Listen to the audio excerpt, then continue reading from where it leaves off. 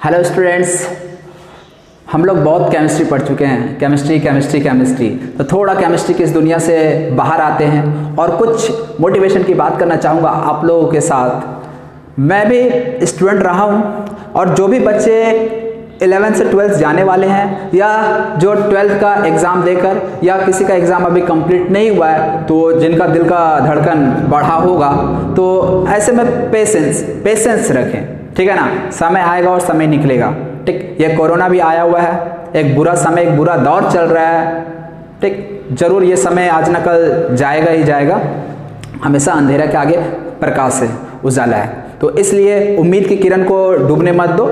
आपको अभी क्या करना है इस लॉकडाउन में, क्योंकि अभी ऐसा 3 मई तक का समय दिया गया है। 3 मई के बाद आगे क्या होगा कि सरकार के ऊपर डिपेंड करता है। ठीक, उससे पहले भी हमारा भी कुछ रिस्पॉन्सिबिलिटी है as a citizen of India कि हम अपने दायित्व को, अपनी रिस्पॉन्सिबिलिटी को अच्छे से निभाएं। और हमें और आपको करना कुछ नहीं, करना क्या है, घर पे रहना है, खाना है, सोना है, पढ़ना है। एज अ स्टूडेंट आपको क्या करना है, यही 3 काम करना है ना, खाना है, पीना, रहना, सोना और पढ़ाई करना है। तो बस आपके पास समय ही समय, एक तरह से देखा जाए तो आप इस समय को, क्या ये जो समय आपको दिया गया है वो उसको आप सही यूटिलाइज कर रहे हो? तो पहले जो 11th से 12th जा रहे हैं उनके पास अभी बहुत अच्छा मौका है।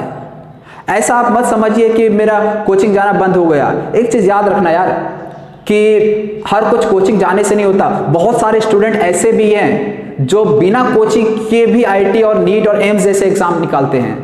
हालांकि परसेंटेज कम है लेकिन निकालते जरूर हैं।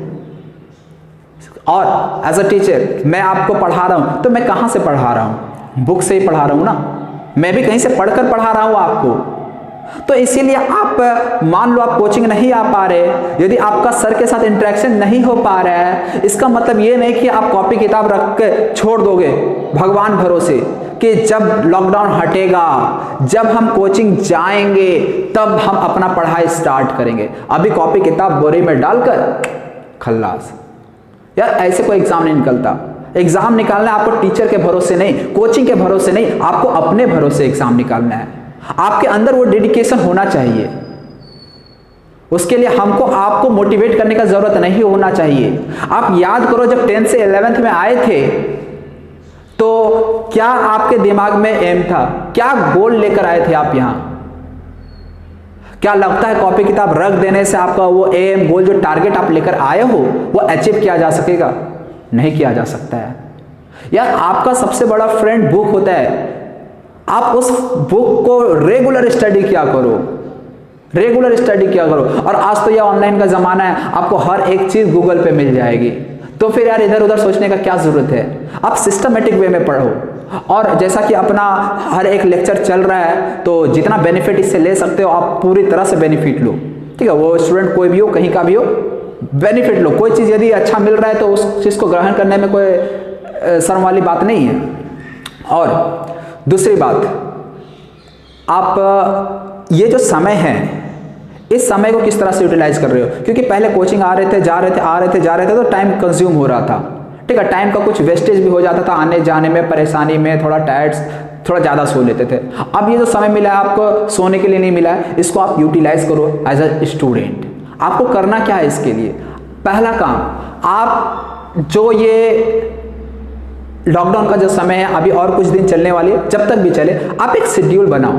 और इस शेड्यूल में जो भी अब तक 11th का पढ़ाई हो चुका है, जो भी अब कंप्लीट हो चुका है, आप उसको किस तरह से रिवाइज कर रहे हो? क्योंकि जरूरी है जो 11th का पढ़ाया गया है वो आप पूरी तरह से कंप्लीट कर लो। किसी भी एक चीज ध्यान रखना, किसी भी एग्जाम को निकालने के लिए जरूरी नहीं है कि आप 100% सिलेबस पढ़ के जाओ। कोई भी एग्जाम को निकालने के लिए जरूरी नहीं है।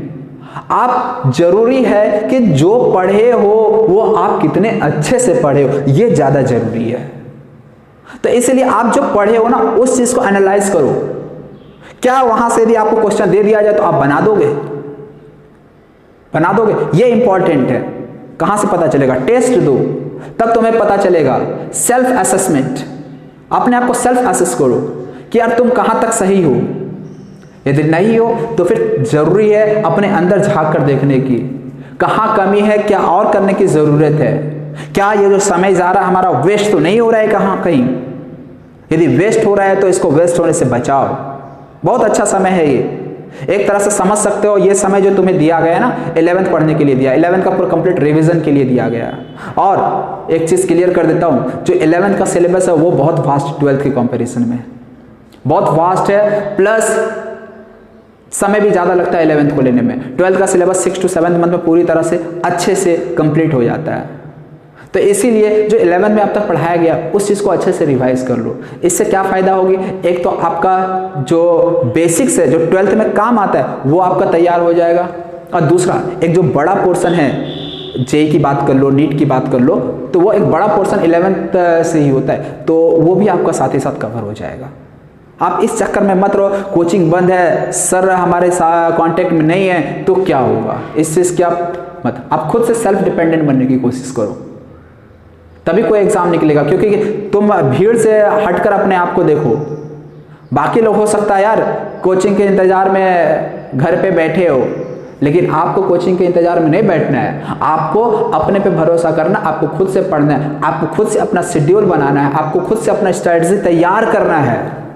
आपको कोई गाइड करने वाला नहीं होना चाहिए। आपके अंदर एक जो मोटिवेशन है ना, वो कोई दूसरा आकर आपको मोटिवेट करे ऐसा नहीं, वो मोटिवेशन कुछ देर के लिए रहेगी लेकिन फिर वो मोटिवेशन खत्म हो जाएगी। इसलिए मोटिवेशन लाना है ना तो अपने अंदर से मोटिवेशन लाओ, उसी मोटिवेशन का असली वैल्यू होता है सेल्फ मोटिवेशन।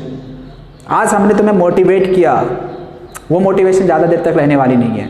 जरूरी है कि आप याद करो कि आपके मम्मी पापा यहाँ किस लिए भेजे थे, आपको मम्मी पापा किस उम्मीद के साथ पढ़ा रहे हैं। तो क्या आप मम्मी पापा की उम्मीदों पे खरा उतर रहे हैं? इस चीज़ को ज़रा सोचो ध्यान से, क्योंकि समय जो है ना, समय एक ऐसा चीज़ है जो दोबारा नहीं आता मुड़कर। यदि समय चला गया तो फिर वो वापस लौट कर दोबारा आपके पास आने वाला नहीं है। तो इसके इम्पोर्टेंस को समझो। क्या अब आपके चक्कर में क्या जे लेट कर देगा एग्ज़ाम लेना आपका? नहीं, इस ईयर तो चलो डिले हो गया, अगले ईयर नहीं डिले होने वाला है, वो जनवरी में होना है तो जनवरी में ही होगा। अब डिपेंड करता है जो बच्चा इस टाइम को, जो 2 मंथ के टाइम को अच्छे से यूटिलाइज कर लिए वो कहीं आगे निकल जाएंगे, और जो इसको वेस्ट कर दिए वो कहीं ना कहीं पीछे रह जाएंगे। इसलिए बाकी से आगे निकलना है ना तो इस टाइम का आप यूटिलाइज करो अच्छे तरीके से। इसके लिए आपको किसी पे डिपेंडेंट होने की ज़रूरत नहीं है, ठीक है। तो आप इन चीज़ों का ध्यान रखें। बस मेरा एक ही कहना, टाइम वेस्ट ना करो, उसको यूटिलाइज करो। किस तरह से यूटिलाइज करना ये आपको सोचना है, हमें बताने की ज़रूरत नहीं। हर एक का शेड्यूल अपना अलग अलग होता है, उठने का, बैठने का, खाने का, पीने का, सब चीज़ का शेड्यूल अलग अलग होता है, पढ़ने का। तो इसलिए आप अपने शेड्यूल के हिसाब से अपना शेड्यूल बनाओ और उस शेड्यूल पे वर्क करो, ठीक है। तो यहाँ से मैं डायरेक्ट इंटरेक्शन तो आपके कांटेक्ट में नहीं हूँ, तो इसलिए हो सकता है यार कुछ बच्चे मेरे बातों को मान रहे हैं, कुछ बच्चे नहीं मान रहे हैं। जो नहीं मान रहे हैं तो थोड़ा इस बात का ध्यान रखेंगे कि वो मेरा नुकसान नहीं कर रहे हैं, वो मम्मी पापा का नुकसान नहीं कर रहे हैं, वो अपना नुकसान कर रहे हैं, वो अपने करियर के साथ खेल रहे हैं। तो इन्हीं बातों के साथ मैं ये वीडियो समाप्त करता हूँ। बहुत जल्द फिर से एक मोटिवेशन के साथ आपके पास आऊँगा। अभी के लिए थैंक यू, बाय बाय।